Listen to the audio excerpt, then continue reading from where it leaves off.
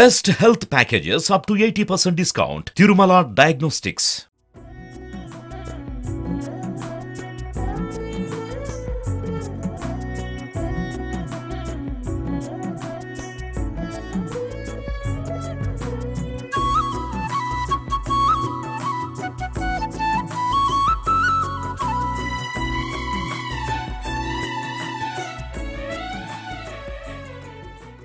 Hi hello welcome to Suman TV. నేను మీ ముఖేష్. ఎక్కడ చూసినా రామ నామమే వినిపిస్తుంది. అదేనండి మన అయోధ్య రామ మందిరం. అయోధ్య రామ మందిరం జనవరి 22వ తారీఖున గ్రాండ్ ఓపెనింగ్ అయితే ఉంది. సో అయోధ్య రామ మందిరానికి సంబంధించిన 18 ప్రధాన ద్వారాలు మన అనురాధ టింబర్ ఇంటర్నేషనల్ డిపో వాళ్ళు తయారు చేస్తున్నారు. 18 ప్రధాన ద్వారాలు, 100 తలుపులు వీళ్ళే తయారు చేస్తున్నారు. అదేవిధంగా ఇవి ఎక్కడ తయారు చేస్తున్నారంటే తలుపులు, ప్రధాన ద్వారాలు మాత్రం అయోధ్య రామ మందిరంలోనే తయారు చేస్తున్నారు. ఎందుకంటే ఇక్కడ నుంచి తీసుకెళ్లడం అనేది కొంచెం కష్టతరమైనది. మెజర్మెంట్ విషయంలో కూడా కొంచెం తేడా కూడా జరిగే అవకాశం ఉంది కాబట్టి అక్కడే రెడీ చేస్తున్నారు. సో ఈ టింబర్ డిపోకి మనం ఎందుకు వచ్చామంటే ఇక్కడ ఏమేమి ఉన్నాయి, ఇక్కడ నుంచి ఏమైనా అక్కడికి తీసుకెళ్లేటివి ఉన్నాయా అనేది మనం ఒకసారి లోపలికి వెళ్ళి చూద్దాం.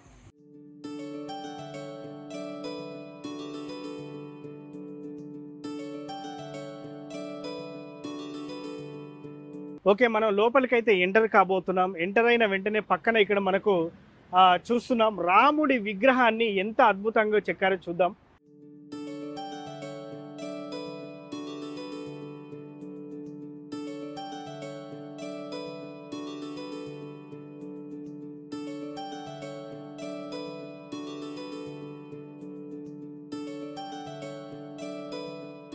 అయితే విషయం ఏంటంటే ఇది ఇంకా సంపూర్ణంగానైతే పూర్తి కాలేదు, చెక్కడం తుది దశకు చేరుకోలేదు, ఇంకా చెక్కేది ఉంది అని చెప్పేసి ఇక్కడ ఎవరైతే ఉన్నారో వాళ్ళు చెప్తున్నారు. అదేవిధంగా దీని చుట్టుపక్కల తిరిగి చూద్దాం ఏమేమి ఉంది అనేది. ఇక్కడ చూడొచ్చు మనం హనుమంతుడి విగ్రహం. హనుమంతుడు కూడా చాలా అద్భుతంగా చెక్కారు బ్యాక్ సైడ్ మనం చూసుకుంటే. కానీ ఇది అసంపూర్తిగానే చెక్కారు, పూర్తిగా ఇంకా చెక్కేది ఉందని చెప్పేసి ఇక్కడ నిర్వాహకులు అయితే చెప్తున్నారు. రాముడి పాదాలు చెంతనే హనుమంతుడు.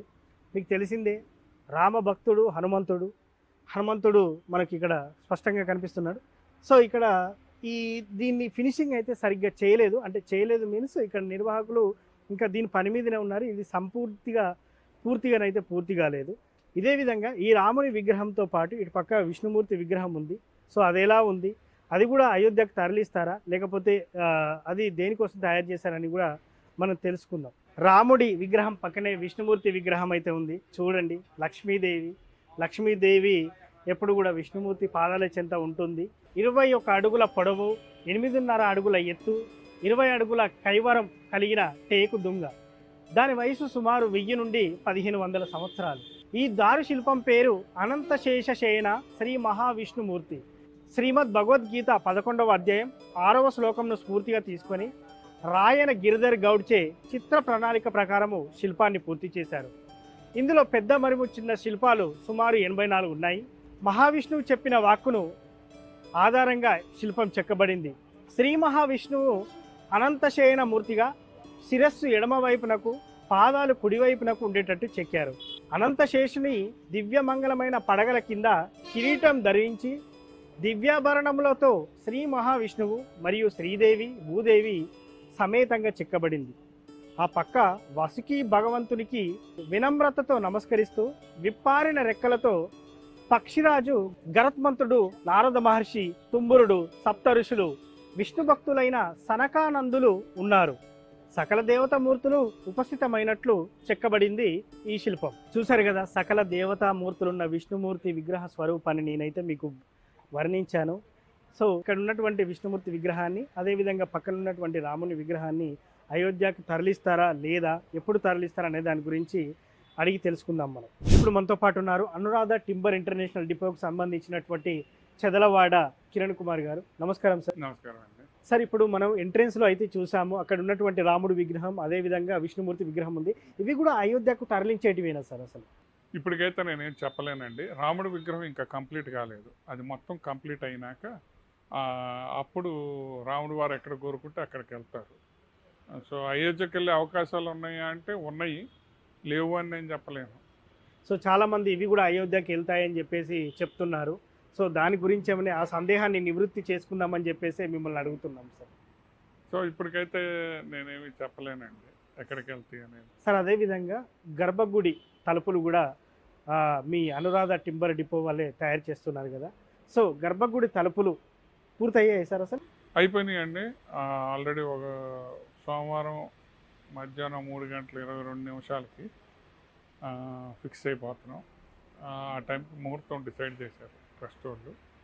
సో సోమవారం మధ్యాహ్నం గోల్డ్ ప్లేటెడ్ డోర్లు, గర్భగుడి డోర్లు అయోధ్య రామ మందిర్ టెంపుల్లో మెయిన్ శాంక్టంలో ఇన్స్టాల్ చేస్తామండి గర్భగుడి. సార్ 100 తలుపులు అంటున్నారు, ఇవి 100 తలుపులా లేకపోతే? అట్లా కాదండి. ఇప్పుడు మెయిన్ ప్రధాన ఆలయంలో 18 డోర్లు చేశాము, ఇంకా చాలా ఉన్నాయి చేయాల్సినవి. ఒక 100 డోర్ ఫ్రేమ్లు ఏమో ఎలైడ్ బిల్డింగ్స్, పర్కోటాస్ ఇవన్నీ డోర్ ఫ్రేమ్లు ఫిక్స్ చేసాము.